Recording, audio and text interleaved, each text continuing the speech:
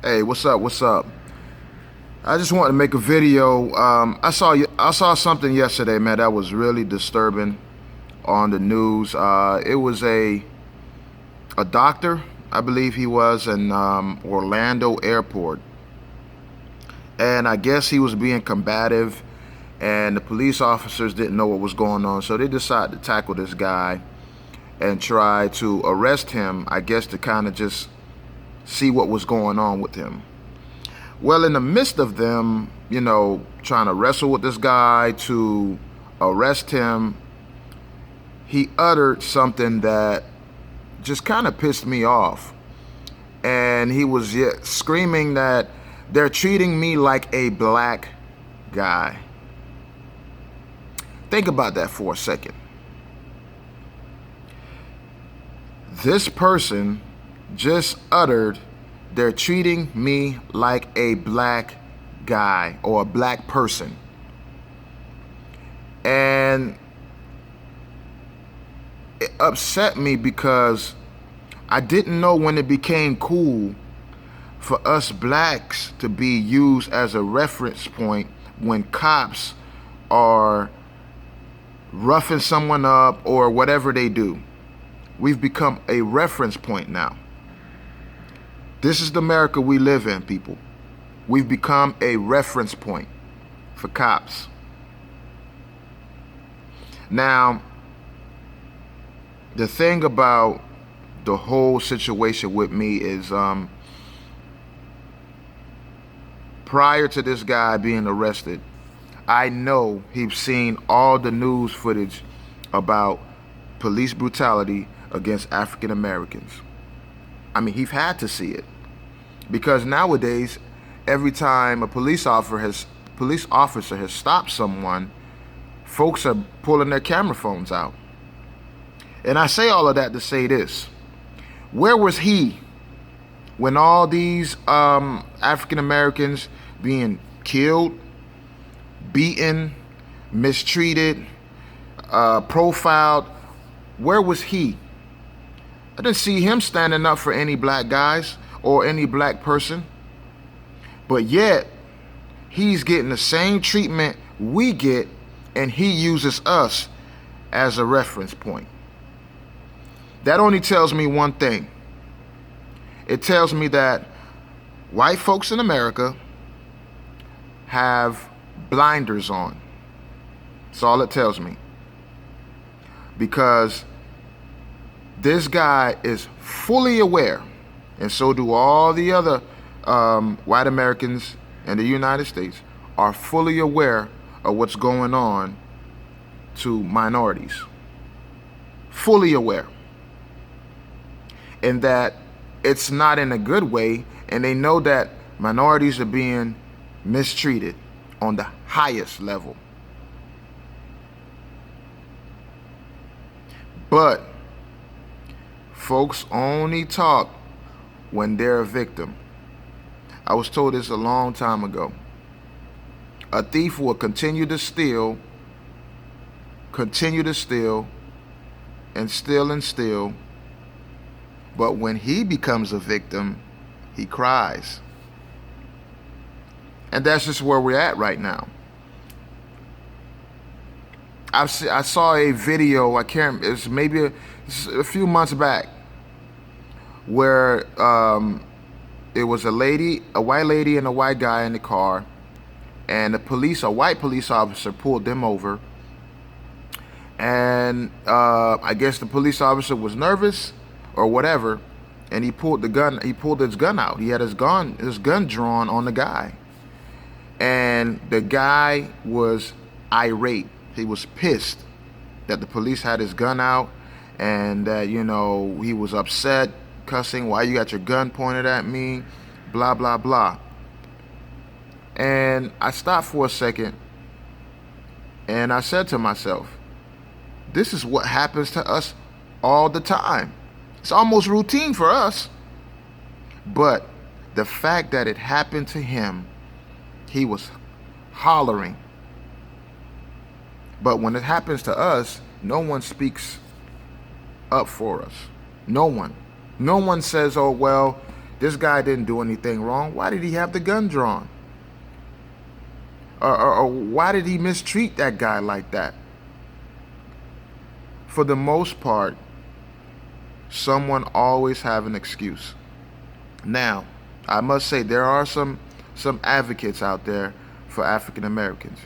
Tim Wise is one of them, one of whom I like to listen to because he gets it, he sees it, and amongst others that I don't follow, but I'm pretty sure there's some others out there.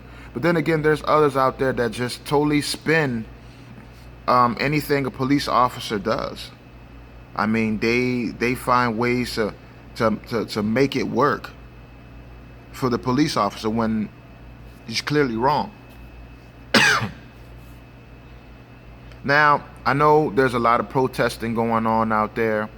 Football players are kneeling for a good cause, which has nothing to do with disrespecting the flag. Absolutely nothing. And I know there's advocates for African Americans in the black community, but racism goes back a long time,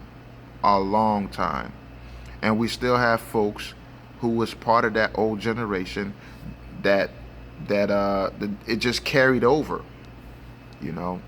And I look at it like this: racism is always going to be around, and I don't think it's going to go away anytime soon. And the reason why I say that is because the analogy I can use, it's a hierarchy. If I'm in the prison and I am the top dog in the prison, and I give my foot soldiers the order to oppress white people, beat them at all costs, treat them like shit. When there's an opportunity, you kill them. Okay? If that's coming from me, from the top, then that's what's going to happen until I say no more. Well, think about that for a second and use that analogy and put it in the government. Put it in the government form. You got these older white politicians who goes back to them generations I was speaking of, where, bias and racism was okay. It was accepted. Okay? The ideology, they still have that. And even when they pass on, it's carried over to their children. And their children carried on to their children. So it continues like a vicious cycle. A vicious cycle. Because if you look up at the top, you got these older politicians, in this case, the president. You got the rich folks that carries the 1% of wealth in the United States. Those rich folks have a say. And those are the folks we don't even know about. They behind the scenes. So they're up there making decisions. Yeah, keep oppressing black folks. You guys are doing excellent. Keep beating them, keep mistreating them, keep not giving them opportunities to spread their wings, because the whites are in power. We are the superior. Blacks are not the superior. They're an inferior. So think about that. And I've seen it on TV many and many times, and folks like D.L. Hughley have mentioned it. Until you have white folks speaking up for us, and I'm not talking about the Tim Wises and all the other folks on this level that speaks up for blacks. I'm talking about the folks on that level, the politicians, the billionaires, maybe the president. Until those folks start speaking for us, talking about the unfairness, the police brutality, the profiling, until those folks start speaking about that stuff and standing up for us, racism is not going anywhere. It's not. It's been times, I'll walk and I'll see someone clench their purse, lock their car doors, and you know, just because of this fear. Black man, fear.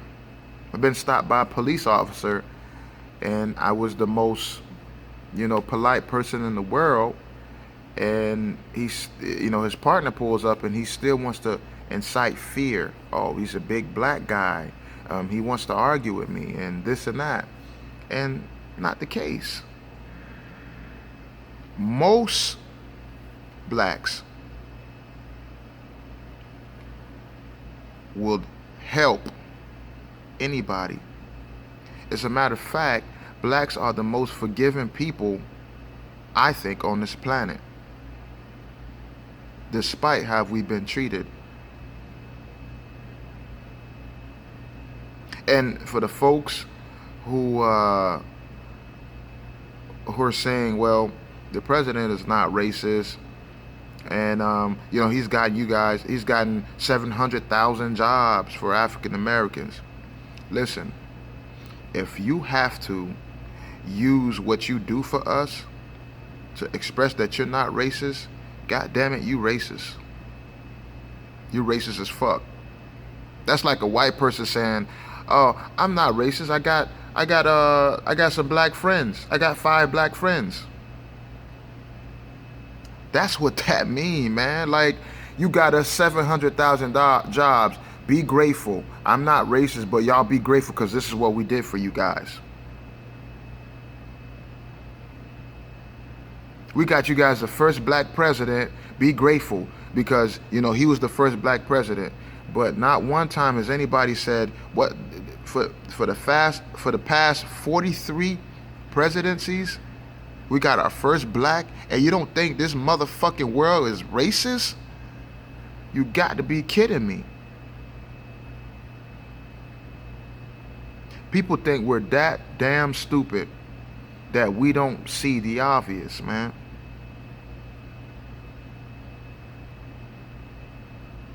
They think we're that damn stupid.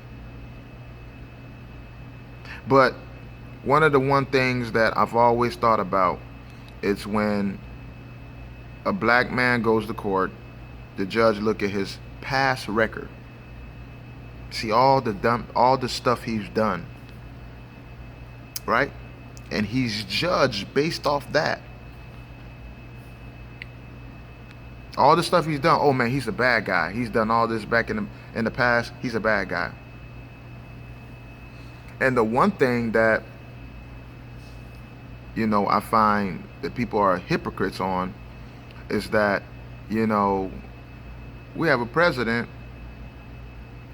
who clearly showed signs of being racist, biased, whatever the hell you want to call it, when he used to put C's on people's applications because he didn't want blacks to live in his building. He didn't want, the 5 guys he tried to get killed. I mean, I'm glad he wasn't president back then, because he would have had those guys killed for a crime they didn't even commit. Amongst all the other dumb shit he done said. Now, all those are records.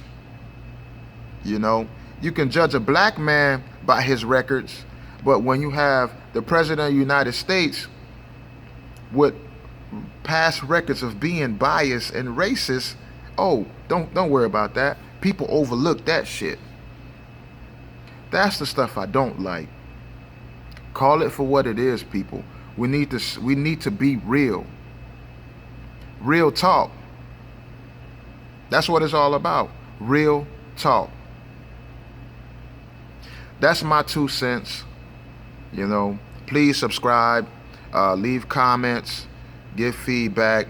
Let's have a conversation, America. Let's have a conversation. Holla.